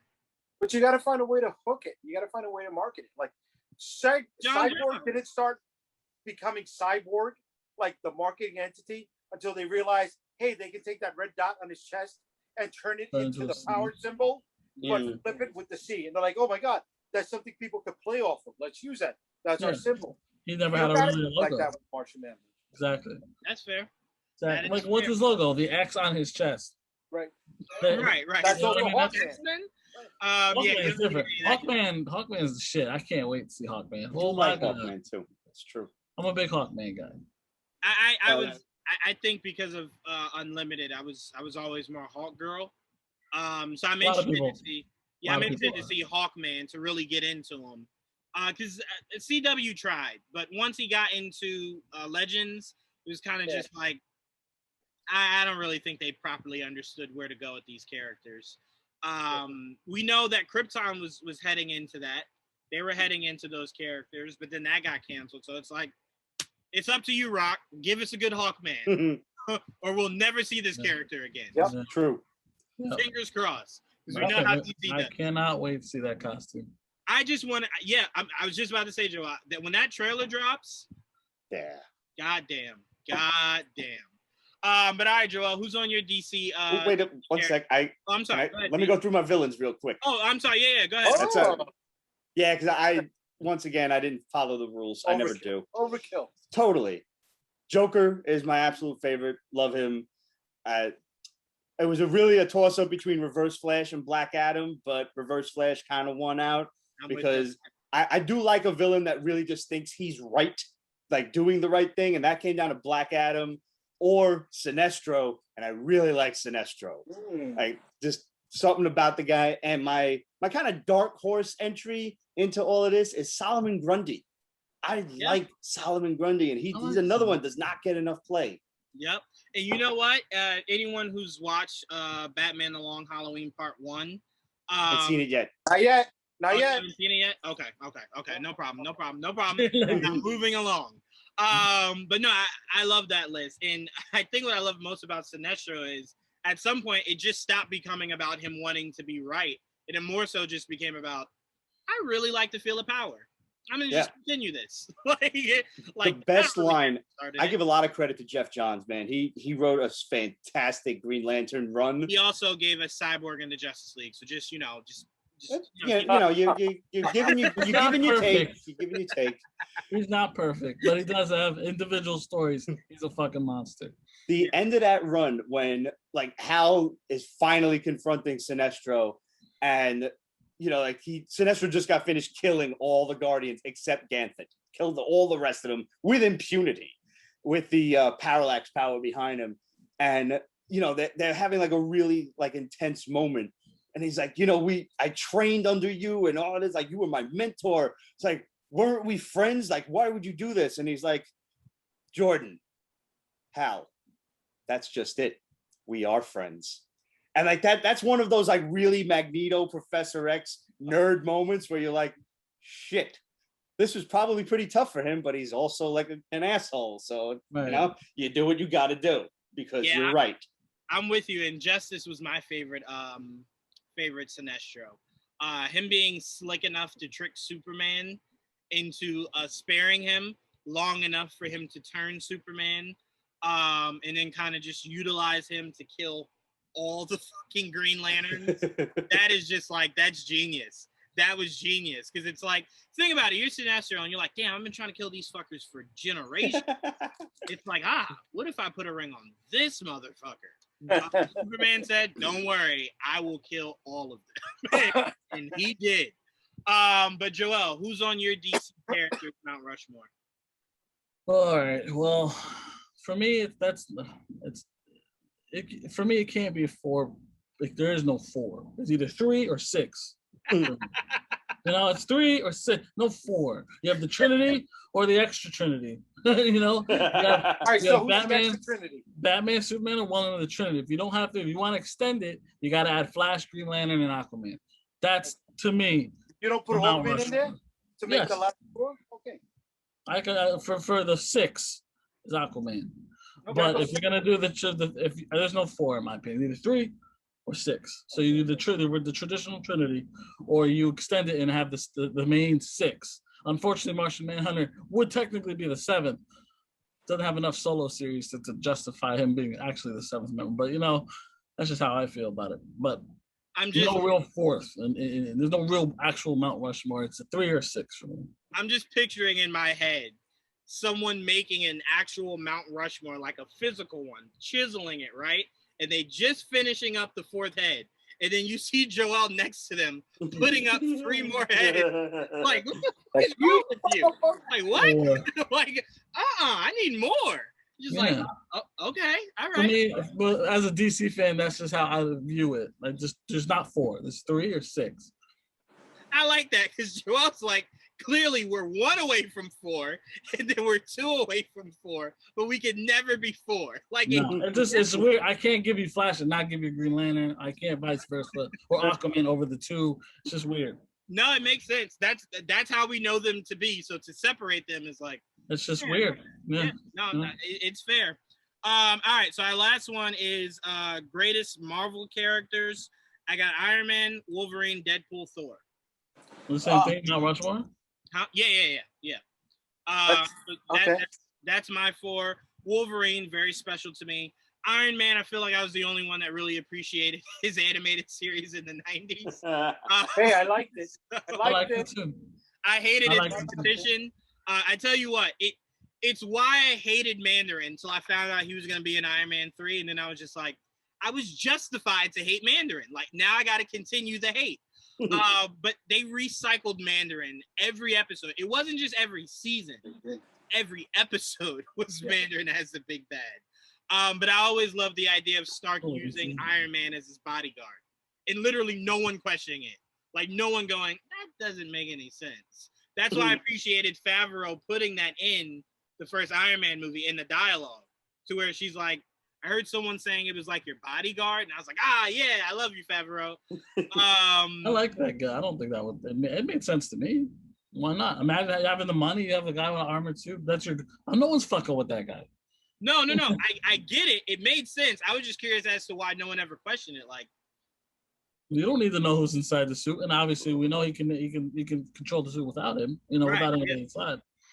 But, Deadpool, we don't really need to explain that. And then Thor. I told you guys reading the Ultimate Thor, fucking love Thor. I just did. That environmentalist, beer drinking, just constantly drunk Thor, loved it. It was perfect. It was what I told you guys they should have always made Chris Hemsworth Thor to be. Because he's a humorous guy. He's just a really humorous guy. So to make him that dead serious Thor in the first 2 movies was just like, this can't work. This can't work. And it's why Taika came in and went so opposite, and look where we are now. Jaydee, who's your 4 Marvel characters? Honorable mention goes to the Thing from the Fantastic Four. Everybody's favorite uncle, right? He's depressed. He can't love who he wants to love because he'll crush her to death, but she loves him because she doesn't see what he looks like. Come on, man. That's man versus monster right there, man. Yeah, man. He's constantly depressed, but he finds the fortitude to save those that he loves. That's hilarious. Just seeing God sit there like, damn, who could love this? Blind. There we go. There we go. Go ahead and interact. It hurts me that he has one of the most identifiable looks. What happens when it rains? Like muddy, you see, she's a sculptor. Just so exactly, yeah. Feel the grooves. Yeah, she's like, okay, all right, not you anymore. But he has one of the best looks. He has that Optimus Prime underbite, and that big eyebrow, that unibrow, and they can never capture it. So the Thing is my honorable mention. After that, it's the best 4 that's out there. I'm sorry to all of you who are going to be wrong, but it's Hulk, Spider-Man, Daredevil, and Captain America. Ooh, Daredevil. Fair. I love Daredevil. You're not gonna argue. I'm not gonna argue there, but yeah. I mean, the only thing that I ever disliked about the show was I'm like, his actual comic suit is just like the easiest fucking thing to do, and they went so far away from it. It's just like, why? You had it right there. Why? They got too cute. Yeah, it's like you don't have to get too cute. It's too simple of a costume for you to try to get too cute with. Just nail it. Like, if someone, like how they did Nightwing's suit, I like it, but they got really cute with the design of it, and I'm just like, it's just leather. Like, it's just leather. Well, they should never fucking wear leather. Let's just point that out. They went away from this. They went away from the second version of his suit, which was really cool. I'm upset they didn't do it. Right, the first George Perez look was the light blue. It was the circus suit, right, with the yellow wings patterned in there. But then the second suit, when he had his mini series before he started his own series, the wings extended to the under the arm. I was like, oh, that's a big great ass look. Ponytail. Yeah. Man. Yeah. And they went away with that. I was like, oh. I loved it when the '90s Nightwing costume was the shit. Like the one they tried, the more popular one now, the black and blue with the line, and basically the suit he wore in Batman and Robin, but instead of red, it was like supposed to be blue. And no goddamn mohawk. Right. Yeah, but Nightwing's costume is pretty simple and clean. That's what I like about it. Yeah, very easy to. Or Daredevil works. The easiest thing for any artist to draw. Right. But there was another one. Easy costume. You would think. So you get to the show and then it's like, how can I fuck up this? I just don't understand what's wrong with the logo. Why was it wrong to wear a logo? I don't. Yeah. You think that's wrong? The first Daredevil toy from the Marvel Secret Wars didn't come with the Billy Club. He still came with a Captain America shield. Yeah. What? Secret Wars toys. Yeah. Yeah. Good. With a shield. Good luck finding that toy. It was one of my favorites, dude. Yeah, that's probably the deepest of deep cuts. That's super deep. The Daredevil shield. Yeah. I think that's a series 3, if I'm not mistaken. Series 2. That's series 2. Okay. Yeah. Wow. So series 3 was only Europe. Okay. Yeah. So Pete, I'll go to you. Who's you for? I am almost exactly the same as Jaydee. I want to give an honorable mention to Dan Ketch, Ghost Rider. I was a big fan of him in the 90s, but mine is Spider-Man, Captain America, the Hulk, and Wolverine. Actually, I really like Wolverine because I'm a short guy, and Wolverine just embodied that whole Napoleon complex for me. Especially like I was reading Wolverine heavy when there was that whole Sabretooth is his father kind of storyline back from the early 90s. Loved that concept, and with the X-Men cartoon, that was so fantastic. I can still remember him yelling at Sabretooth, like, you like pushing around people smaller than you? Well, I'm smaller. Try pushing me. Yeah, that's fantastic. Fucking line, yo. so good. Yeah, I would definitely say he's one of those that had a great comic, animation, and then live action arc. Yeah. Not many people can say that they had. Very true. Very true. Yeah.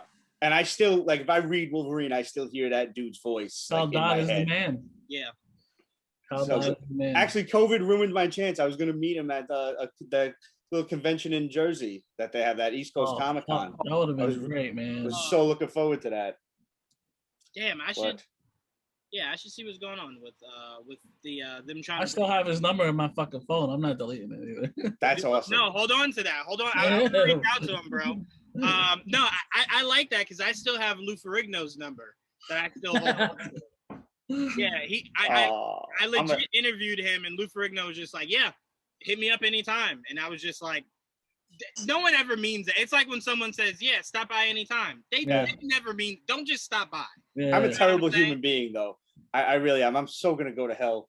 You're like, I got Lou Ferrigno's number. Like, you can't call him. I mean, he won't know the phone's ringing. Oh, my God. Oh, no. He just had surgery to repair that. No shit. Oh, that's awesome. That's fantastic. Yes. Good for him. All right, so now that's not shitty, Pete. Oh, no, it's still shitty. People can still yell at me for that. It's all right. But that's what I'm here for. I'm here to make the stupid jokes that you guys can't. I be thinking them, though, Pete. I be thinking them. And that's exact. I can hear you thinking it, Juwaan. That's what I'm here for. And my villains, real quick, is Dr. Octopus. Huge fan. I teeter-totter between, like, do I like Magneto? Do I like Dr. Doom more? So it's back and forth either way. I think actually today, like, I'm more of a Dr. Doom fan, but Dr. Doom and Magneto, and easily. Yeah. My kind of dark horse again on this one, I was always a big fan of Scorpion.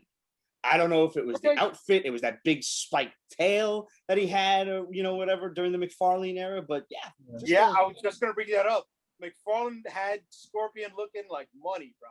Yeah, man. There was that one cover. What was that? I think it was 310, 312, something like that. Amazing Spider-Man. Which one? When he's got the tail like looped over? Yes. I think it's 318.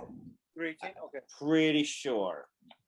But yeah, I don't know. Like that was the time when I first got start to reading Spider-Man. And I'm like, this guy's cool. Scorpion was actually the villain in the very first Spidey comic I ever bought, which was issue 341. Still remember it. Still have it. Nice. I have the symbiote one. I think that was one of my first. That's an comics. Eric Larson. Venom. That's an Eric Larson. That was, yes, I backtracked to the McFarlane stuff, but yes, Eric Larson was. That's why I when I saw him at what was it, that pre NYCC convention, I forget what the hell they called it. Yeah, You know, it's the one June. yes, yeah. Eric Larson was doing sketch covers, and I'm like, can I have Spider-Man versus Scorpion? He's like, oh, it's only one character. I was like, so how much for two? Like, let's cut to the chase here. Yeah, like tell me what I'm here to know so we can move this along. Like, come on. And he just added another 100. I'm like, sold American. Here you go. Thank you, sir. That's all you had to say, my guy. Yep. It was just like when me and Joel went to AceCon, and literally no one was going up to Kevin Conroy. He was literally just sitting there, and we were just like, just standing there in the front. Back. He wasn't even in the back. He was in the front. We ran up and we were just like, oh my God, Conroy. And we were just shocked at how like there wasn't a line like looping around. No. And it's like, you young kids must not know this is the voice behind Batman. 100%. It's just like, you play him in every. Don't get me wrong, it was a blizzard. it was, but the Daredevil cast was there and the Justice League cast, and clearly those were looped around the damn building. They were the clearly right. The people that they wanted to see, they made sure they saw. But poor Kevin Conroy just sitting there was like, oh man. But then what quickly made me go, well, you know what? Fuck you, Kevin Conroy. We left him our business card, and when we came back, it was the only thing left on this table. It was just like, oh man. But Joel, what's your Mount Rushmore of Marvel characters? You don't need 6 for this one. No, I don't. I don't need 6 for this one. But I have my own personal 4, and then of course maybe like, because I'm back in the '90s. It was a pretty much Spider-Man, Wolverine, Hulk. Those are the ones that stood out to me the most. Those 3. I didn't really have 4 back then, but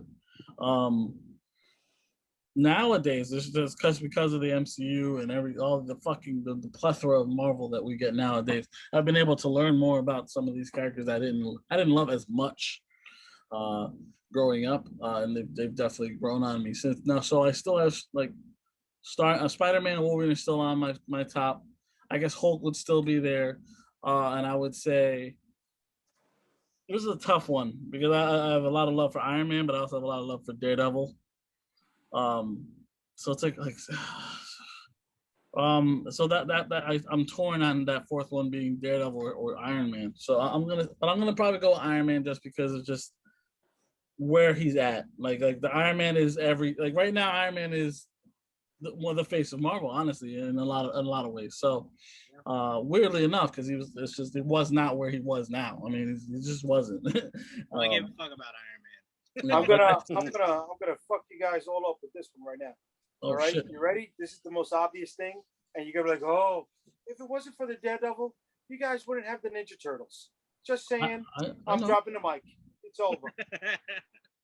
Good point. Joel's just like mute. No,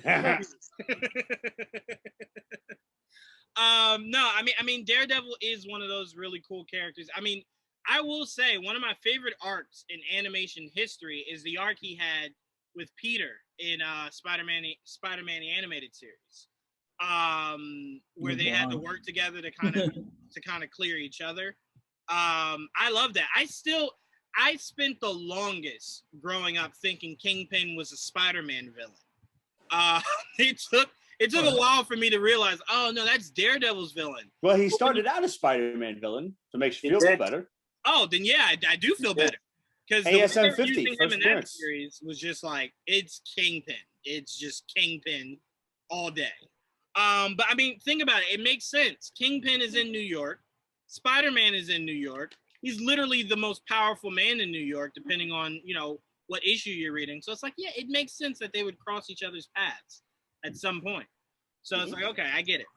All right, before we get out of here, really quickly, Joel, I want you to give me your Mount Rushmore. Yes, your Mount Rushmore for superhero movies. Mount Rushmore. Mm-hmm. Oh, fuck, man. 4 of them? I got Logan, because it was the shit. Yep, I had it on mine. That will always have a special place in my heart, Logan. Yep. I would say The Dark Knight, because I remember very, very, very much saying that it was going to be a good movie, and a lot of people shitting on it before it even came out. People are just so pessimistic since like I was a kid. It's ridiculous. But The Dark Knight was amazing. So and it changed the game in my opinion in a lot of ways. So I would say The Dark Knight. Spider-Man Into the Spider-Verse, incredible. You know, game changer. The animation is insane. And those are like three of my top superheroes too, which was great too. And then the fourth one, that's a tough one. I never defined what that fourth one might be. So I would say maybe I would maybe Superman the movie, the first, the original, Christopher Reeve. Okay. Good choice, sir. I like it. And you know what's crazy? I'm the only one that did not have a Batman movie in my list. Because you're not a Batman fan. No, I'm waiting for a real Batman movie in the Batman, so I can put that on my list. Who is this? Anyway. I'm gonna click you right now. No. Anyway, don't worry. I'm getting out of here. Don't worry. Anyway, before we go, because we are a toy show, I didn't want to show off. I did indeed get Zartan. Nice. I got him. And for you, Pete, I got her. I think I showed this off last time. I think You sent us the photos. Oh, You the didn't. photo, I don't okay. think you showed her off. so. I got Lady J. Had to get her. Very nice. Awesome. I feel like Pete pressured me into getting.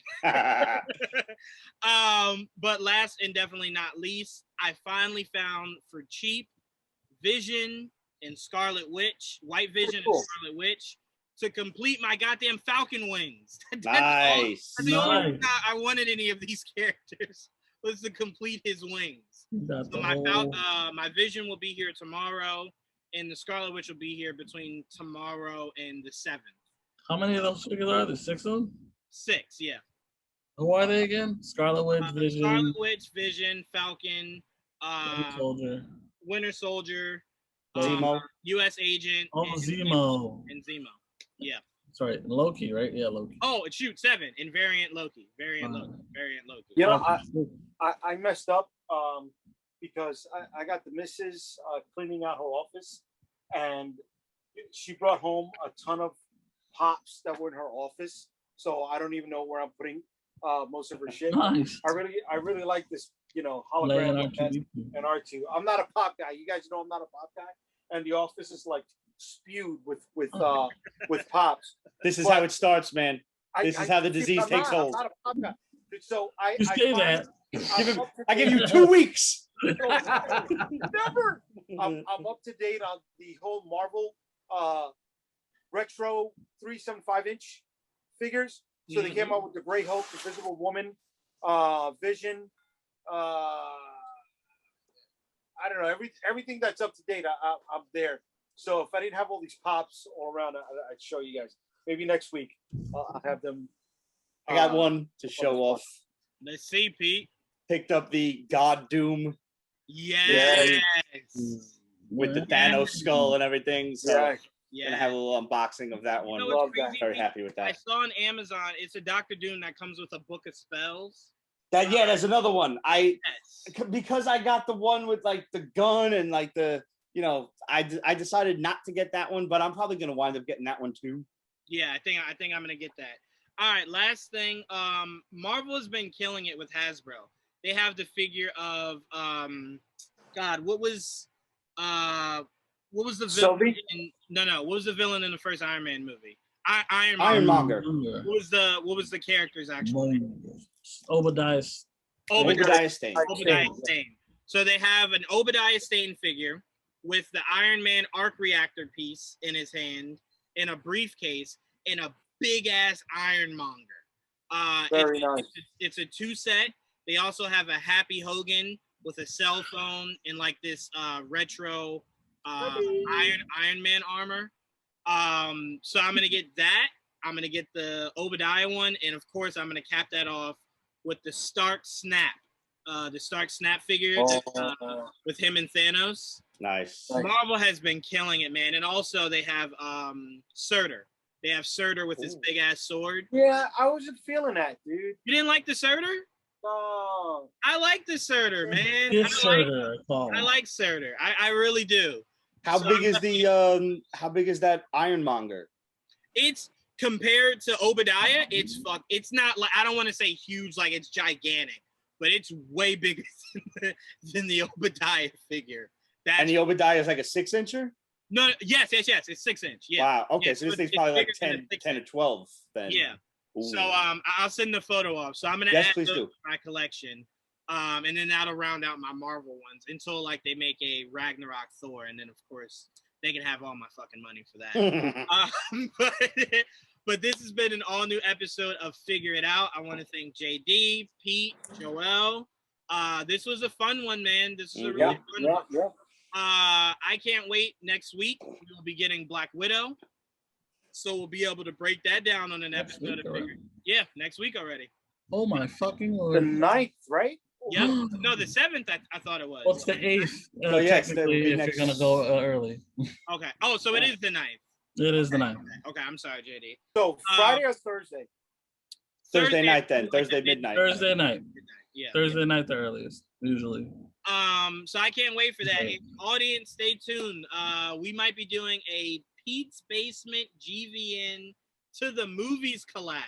Snake Eyes. So that's gonna be a lot of fun. Yeah. A lot of fun. My dad's even expressed interest in Excellent. in meeting you guys. He was like, yeah, just let me know. Whenever he says that, I'm like, Yo, What is the release date for Snake Eyes again?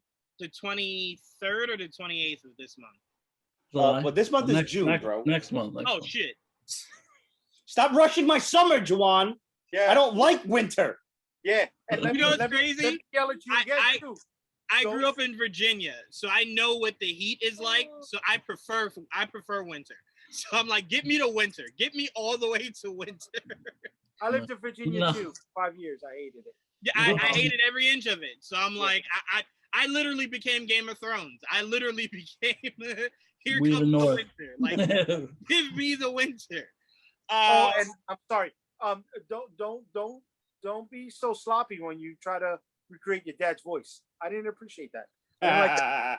Okay, all right. That the man has the velvetiest voice. All right. So don't Also, just go, wait, time out. He'll love this. We can give him a shout out. Today is his birthday. Hey, happy Oh, birthday. Salud. Way Shout to out be, to brother. Pops. Absolutely. I don't have anything in this, but I'm gonna pretend like I do. So yeah, so we're definitely gonna talk. Obviously, we can't talk Black Widow because we'll do our show before it comes out. But it does come out next week, so I'm really excited for that. Awesome. And we'll know a little bit more about this Loki shit and how it connects to the overarching MCU. Because this week is episode 3. 4. We only have 4 episodes. Oh, 4. I'm sorry. Quattro, son. We only have 2 more episodes. Sorry, 2 more episodes. Don't cry. And then what, do we get What If or no? Yeah, I was just about to say. It's coming. We don't have a date yet, though.